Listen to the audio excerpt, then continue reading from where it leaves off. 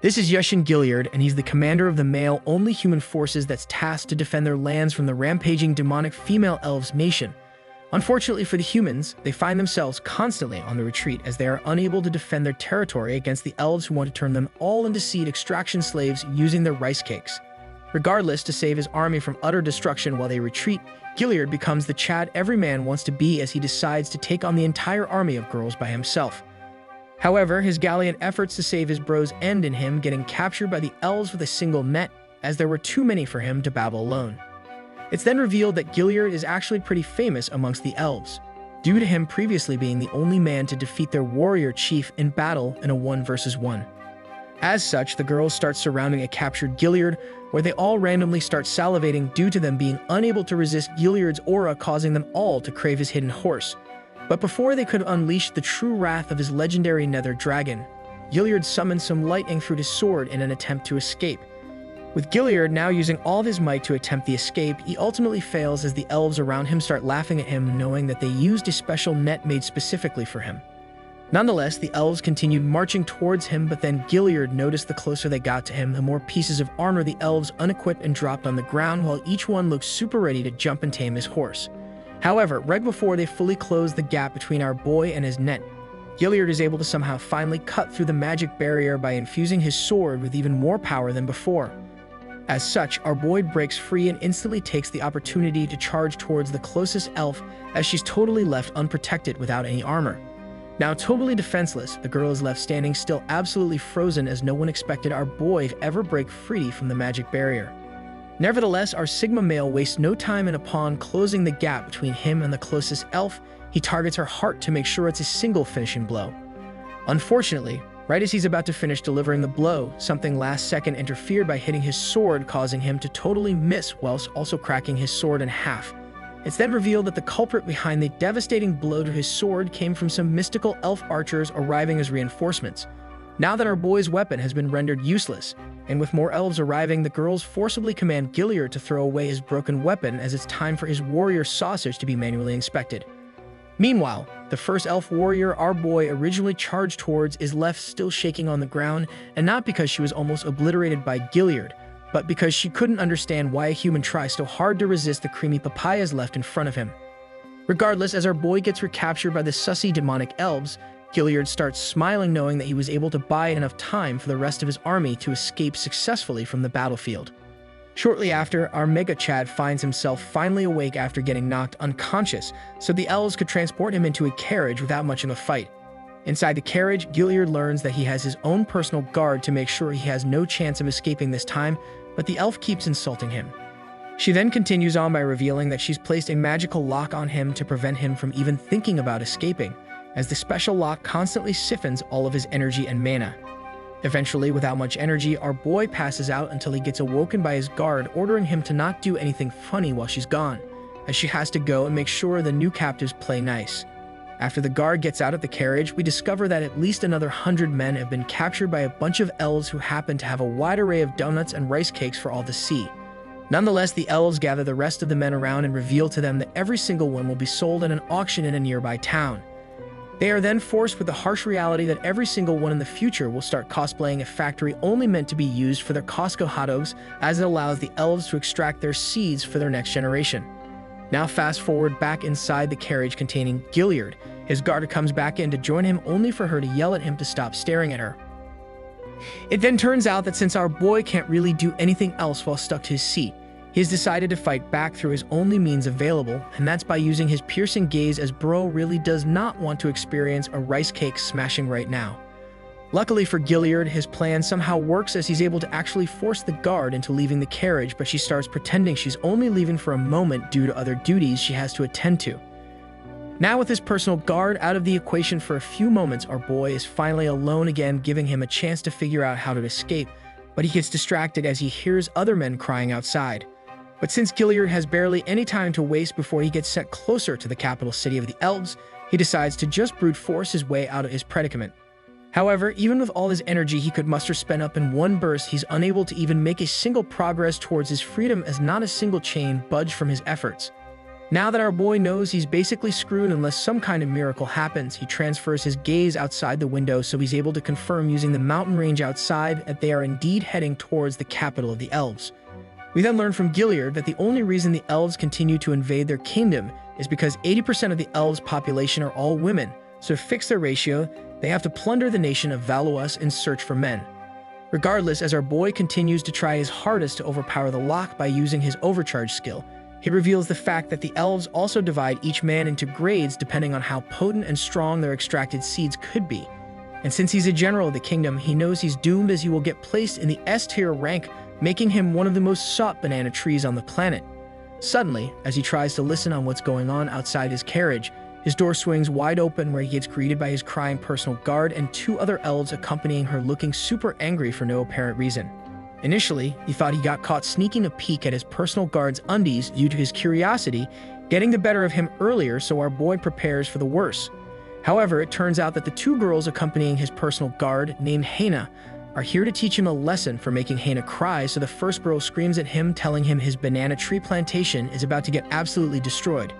As she transforms into her rice cake smashing form, she lets Gilliard know that all three of them will take turns to make sure his banana tree plantation will turn into a fully dried up banana tree. Luckily for our boy though, right before the first elf starts her relentless attack upon his banana tree plantation, the second elf stops her and tells her to wait as they realize Gilliard is a virgin banana tree. With the sudden revelation bestowed upon him, Gilliard wonders how the heck the red-haired elf knew, so he ends up asking her how she found out. The elf then turned around looking a little bit flustered, so she responds by telling him he can speak up if she's wrong since she was given some powers to be able to tell from a mile away.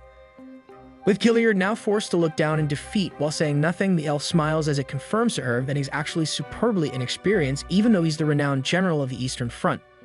Upon successfully learning that Gilliard has never popped a cherry blast cola before in his life, all the girls start jumping up and down in jubilation since they can now sell Gilliard for twice the market value.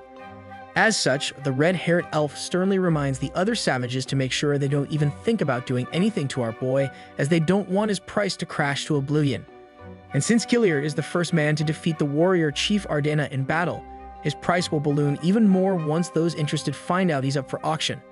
Nonetheless, they also figure if they want to do anything sussy with him, then they'll have to carefully remove the lock absorbing his powers so it gives Bro a chance to take them out, which they aren't willing to risk. As such, the girls end up leaving our boy alone and proceed to keep him locked inside his carriage, but since all of them were already ready to rumble up some banana tree plantations, they end up choosing someone else to release their frustrations. We then fast forward to when Gilliard falls asleep after giving up as he's got nothing else to do, but he ends up dreaming someone has come to save him. After getting smacked and scolded for sleeping, it dawns on him that he isn't even dreaming, as his aide, named Izana, has actually come through like the Clutch King to save him. It's then revealed that Izana has somehow found the key to his lock that's stopping him from activating his true powers, but Gilliard can only wonder how the heck he got away, as he was also taken in as prisoner. Without going into further detail, Izana tells our boy he has his ways since he's apparently comparatively more handsome than him, so all he needed to do was make an elf drop the soap. After successfully unlocking the commander with his stolen keys, Izana winks at our boy as he continues teasing him about how Gilliard can't even talk to a woman by himself. Although Gilliard has no skills in regards to girls, he's able to make Izana shut up after reminding him about how he ran away as soon as his first battle went underway. Nevertheless, after their quick and short reunion, Gilliard learns from Izana that the elves have let their guard down and now is the time for them to strike if they want any hope of escaping. Meanwhile, after putting her armor back on, Hana wonders where Izana went since she was just busy trying to extract some banana tree seeds from him literally a few seconds ago, and now she can't even find him anywhere. Out of nowhere, she notices both Gilliard and Izana making a mad dash forward with the corner of her eye. At the same time, the other elves start noticing a bunch of men also got freed, so they all simultaneously whip out their swords. Unfortunately, it's too late for that. As soon as the angry elf from earlier unsheathed her sword, our boy instantly appears in front of her and uses his chains to swiftly destroy her sword in half. Gilliard then follows up with a devastating combo by grabbing her donuts and sending her straight to the ground, leaving her totally dazed. Mere seconds later, Izana, like a true bro, risks his life to steal a sword from a nearby elf, only for him to throw it towards his general, as he knows it'll allow Gilliard to fully release his true powers and the chance to fully break out of his restraints. And that's exactly what happens, and upon the release of his abilities, the entire battlefield gets illuminated with lightning signaling that the time of reckoning for elves is about to come. Although the elves are totally outnumbered after reinforcements moved on to another outpost, the girls refused to retreat as they still had some sense of pride. Instead, they decided to focus all their firepower towards our boy. It's a smart move to make since the rest of the humans will stand no chance against the elves if Gilliard falls. However, our boy is ready to complete his business as he starts channeling his wind-breathing technique. After quickly powering up for a few seconds, he squats down and places his fist on the ground, allowing for lightning to course through his body and into the earth. And within a blink of an eye, he's able to land a chain lightning attack which allows him to instantly down multiple elves. Gilliard then combos his chain lightning into himself as he absorbs his ultimate power, allowing him to quickly dash and defeat more nearby sussy elves that dared to even look at his direction. Shortly after, droves of elves instantly fall to the ground as Bro became the embodiment of the 69th Raikage, causing his men to erupt in cheers as the tide is quickly turning. Suddenly, as the number of elves continue to diminish from the battlefield, a booming shout echoes throughout the forest, urging the elves to continue on fighting. Afterwards, a super shining and glowing elf comes out of nowhere with a sword in hand, but we already know she means business as we can't even see who it is. As such, all slimmer of hope begin to get snatched away by the second from Gilliard and the boys as he noticed too late that his men behind him got absolutely ganked and spanked by a special team of elves. It's then revealed that the mysterious elf happens to be no other than the warrior chief Ardina, who's accompanied by an elite army and an advisor that looks like a sussy female Gajiel from Fairy Tale.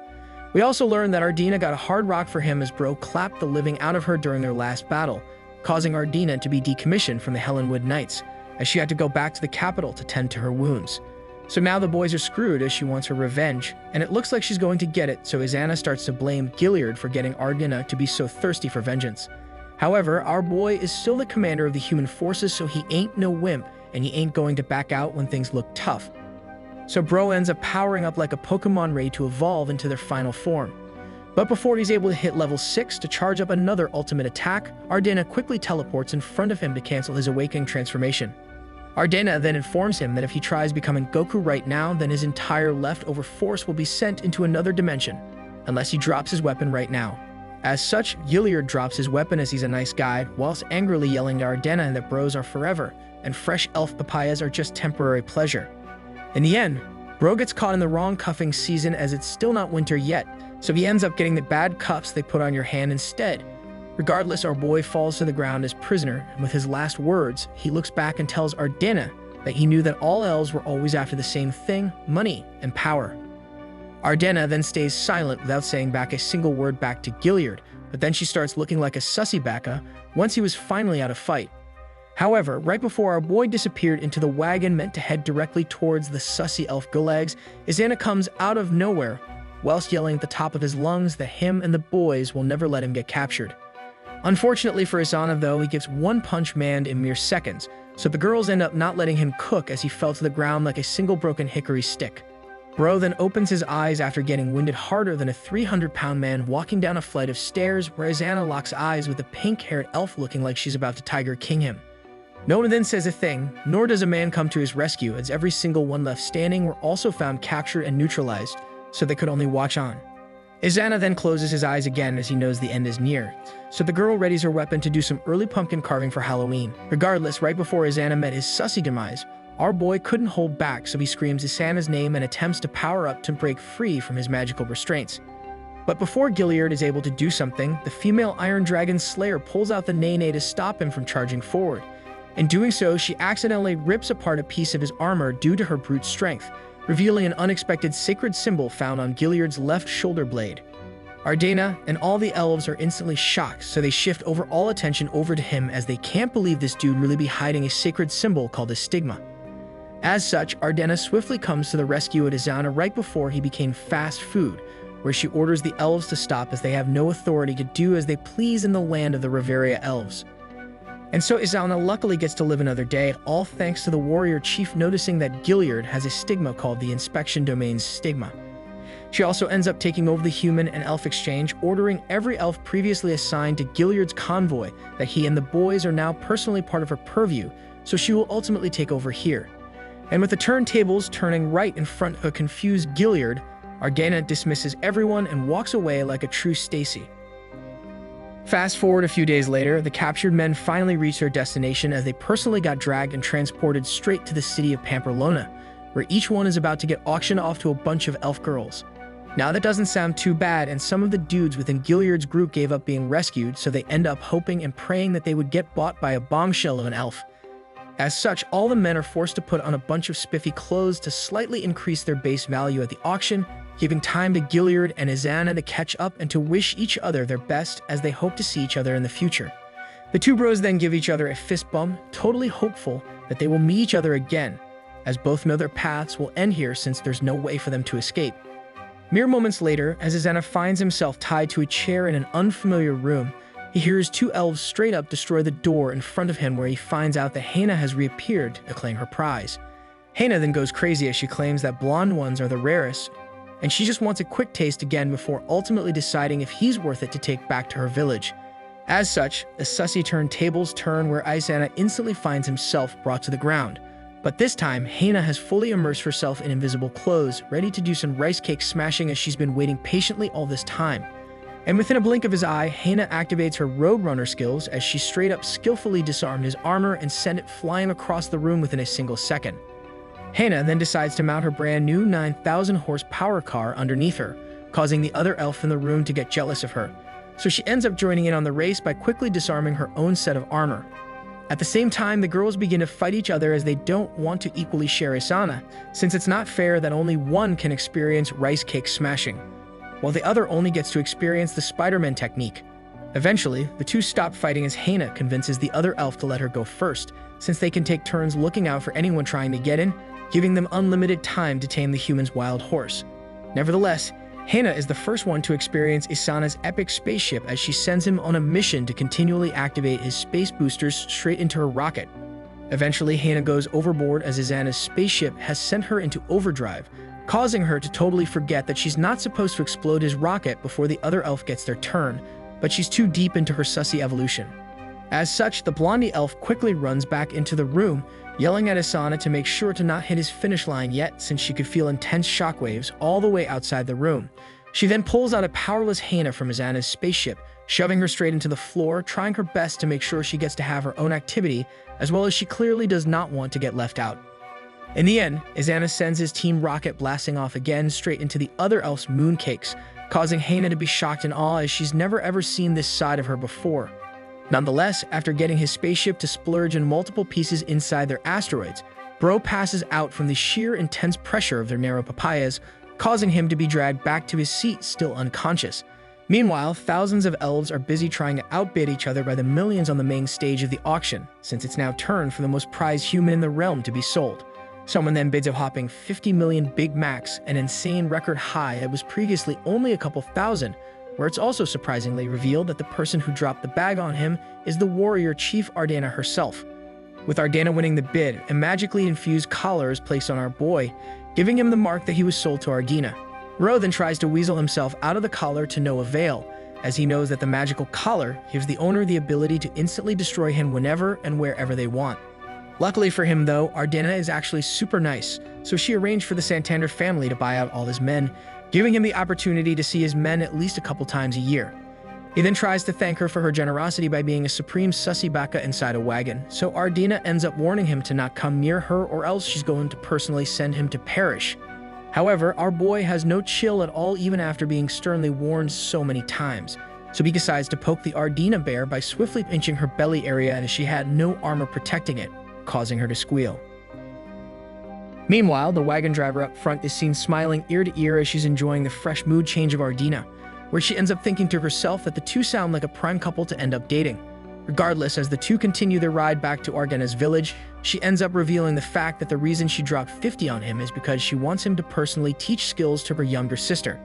And since he's a human with superb powers with no innate ability to handle huge amounts of mana, she believes our boy is the key to empower her elf sister, since she can't handle mana. Nevertheless, upon finally arriving at their destination, an elf with a larger personality than Ardina comes rushing to their wagon, who's revealed to be named Scarlet.